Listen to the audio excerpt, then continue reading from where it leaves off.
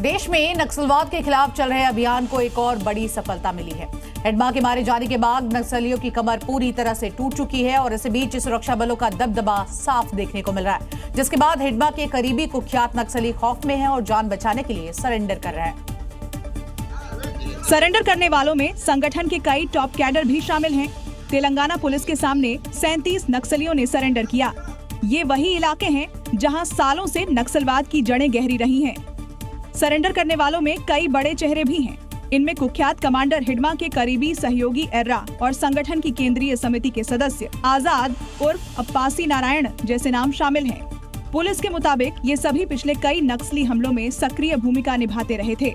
गौरतलब है कि कुछ ही दिन पहले सुरक्षा बलों ने माओवादी कमांडर माडवी हिडमा को आंध्र प्रदेश में एक एनकाउंटर में ढेर किया था। हिडमा दहशत का वो नाम जिस पर छत्तीसगढ़ के दरभा घाटी, नरसंहार और 2017 के सुकमा हमले सहित 26 से ज्यादा बड़े हमलों की साजिश रचने का आरोप था। उसकी मौत और अब 37 नक्सलियों का आत्मसमर्पण दोनों सुरक्षा एजेंसियों की बड़ी सफलता है। अब नक्सलवाद पहले से कहीं ज्यादा कमजोर होता दिख रहा है। बेंगलुरु में 7 करोड़ की चोरी का बड़ा पर्दाफाश हो गया है। पुलिस ने 72 घंटे के अंदर ही यहां पर 3 आरोपियों को धर दबोचा। आरोपियों ने एटीएम कैश वैन से लूटपाट की थी और इस वारदात को अंजाम दिया था। तस्वीरों में दिख रही ये नोटों की गड्डियां वही हैं जो आरोपियों ने चलती वैन से लूटी थी।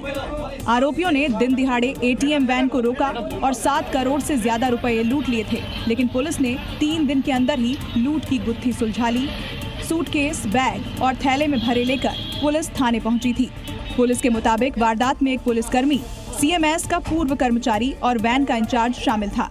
तीनों ने मिलकर लूट का प्लान बनाया और वारदात को अंजाम दिया। पुलिस ने आरोपियों के पास से 5 करोड़ 76 लाख रुपए बरामद कर लिए हैं। उत्तर प्रदेश के हापुड़ में इंटर कॉलेज की प्रिंसिपल का एक क्रूर चेहरा देखने को मिला है, जिस पर न सिर्फ 9वीं की छात्रा को बेरहमी से मारने का बड़ा आरोप लगा है, बल्कि उसके पेरेंट्स के साथ भी अभद्रता करने की बात सामने आई है और हत्या करने की धमकी तक इसने दे डाली। वो भी बच्ची की शिकायत पर कॉलेज पहुंचे पेरेंट्स के सामने।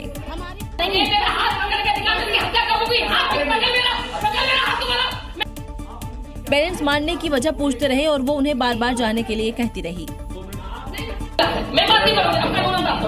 तो आपका मारना सही था, चोटी पकड़ के। छात्रा के नाम काटने की वजह पूछी तो वो फिर से भड़क गई। आपको जो करना है वो कर लीजिए। तो आप ऐसे ही मारेंगी, आप ऐसे ही मारेंगी, आप ऐसे ही मारेंगी। और पेरेंट्स को बाहर निकलवाने लगी।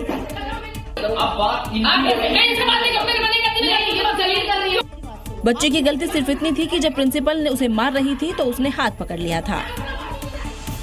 मध्य प्रदेश के रतलाम से चौंकाने वाली एक घटना सामने आई है, जहां पर मेडिकल कॉलेज में आदिवासियों की एक टोली मृत व्यक्ति की आत्मा को डिस्चार्ज कराने के लिए पहुंची। ढोल और थाली बजाते हुए महिला पुरुष अस्पताल के अंदर जाते हुए नजर आए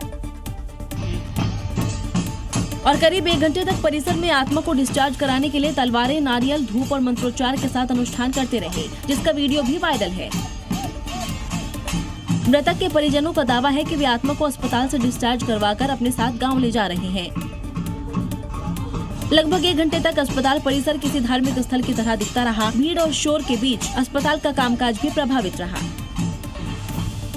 ये घटना छावनी झोड़िया गांव के एक युवक से जुड़ी है, जिसकी कीटनाशक पीने से मौत हो गई थी। परिजनों का मानना था कि मृतक की आत्मा अस्पताल में ही अटकी है और उसे मनाकर वो गांव ले जा रहे हैं। रतलाम मेडिकल कॉलेज में अंधविश्वास का खुला प्रदर्शन करीब 1 घंटे तक चला, जिसकी वजह से कई मरीज भी असहज हो गए, लेकिन किसी ने भी ग्रामीणों को ऐसा करने से नहीं रोका। और अब बात करते हैं मथुरा की। मथुरा में उत्तर प्रदेश रोडवेज के ड्राइवर को हॉर्न बजाना बहुत महंगा पड़ गया। रास्ते में चल रही महिला ने अपने साथी के साथ यहां पर मिलकर हंगामा किया और बस में घुसकर रोडवेज ड्राइवर की जमकर पिटाई कर दी। ये सब देखकर बस में बैठी सवारियां भी हैरान रह गई। देखिए कैसे सड़क पर पैदल जा रही महिला बस का हॉर्न सुनकर गुस्सा हुई, ड्राइवर से झगड़ने लगी, उसको सबक सिखाने की बात कहने लगी।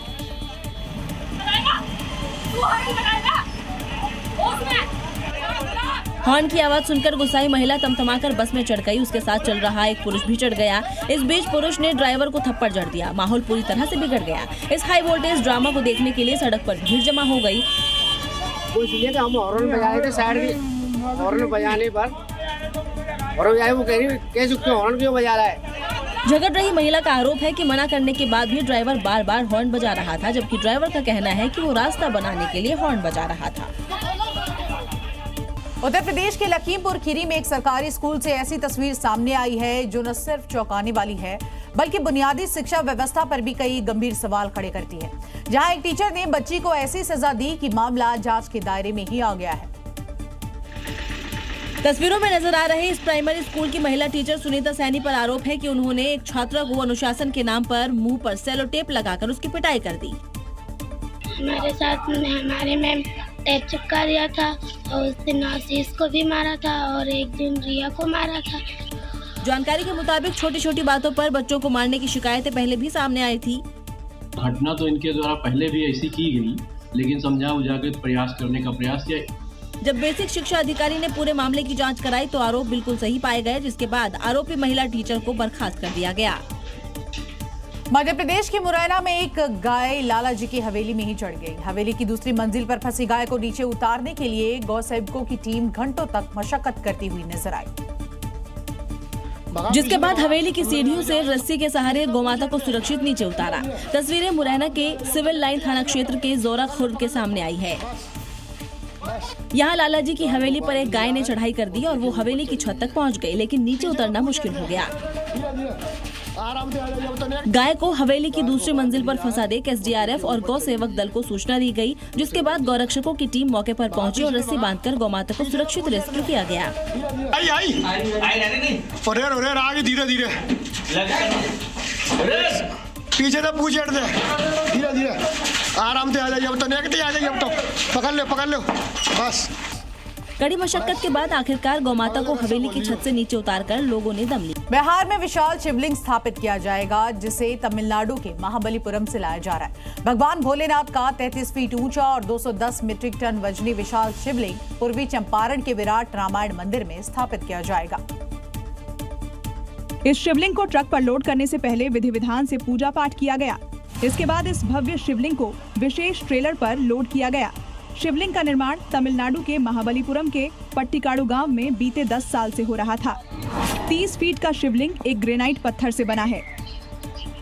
सड़क मार्ग से 21 नवंबर को महाबलीपुरम से इसे 96 चक्का वाले ट्रक से पूर्वी चंपारण स्थित विराट रामायण मंदिर के लिए रवाना किया गया। इस शिवलिंग को बनाने में 3 करोड़ रुपए खर्च हुए हैं। शिवलिंग को महाबलीपुरम से पूर्वी चंपारण स्थित विराट रामायण मंदिर परिसर में पहुंचने में 20 से 25 दिन का समय लग सकता है। शिवलिंग का वजन 210 मीट्रिक टन है। रास्ते में विभिन्न राज्यों के शहरों में शिवलिंग का स्वागत भी किया जाएगा। यह देश में किसी भी मंदिर में स्थापित होने वाला सबसे बड़ा शिवलिंग माना जा रहा है। और देखिए, शनिवार का दिन यूपी के कई शहरों के लिए हादसे वाला बन गया। सहारनपुर से लेकर जालौन तक चलती कार में आग लगने की कई घटनाएं सामने आई। वहीं दोनों ही हादसों में कार सवार बाल बाल बचे नजर आए। पहली घटना यूपी के सहारनपुर की है, जहां हरियाणा की सीमा पर यमुना नदी पर स्थित हथिनी कुंड बैराज पर एक कार में लगी भीषण आग। कार सवारों ने बामुश्किल कूदकर बचाई जान।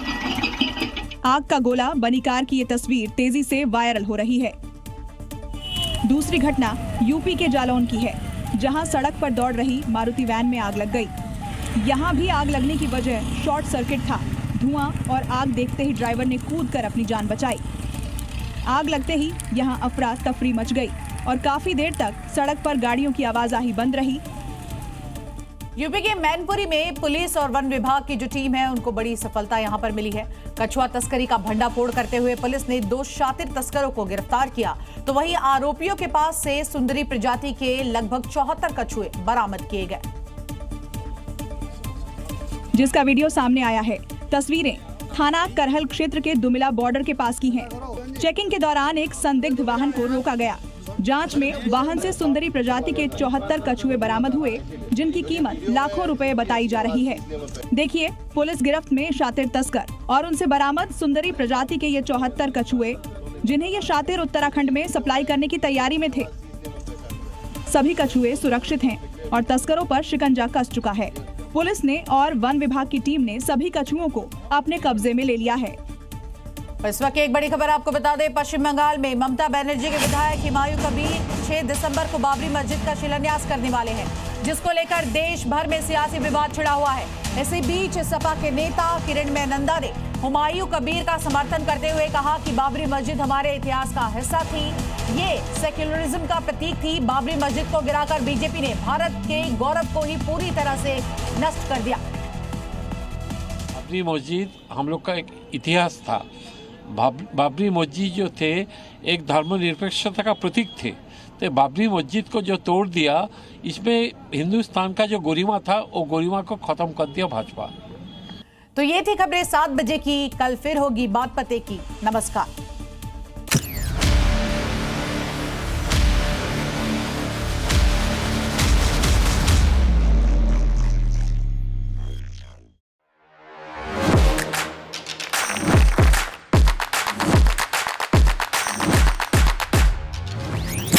Welcome Dr. Subhash Chandra. And habit can be micro, macro, 66 times if you repeat the same thing, it becomes your habit.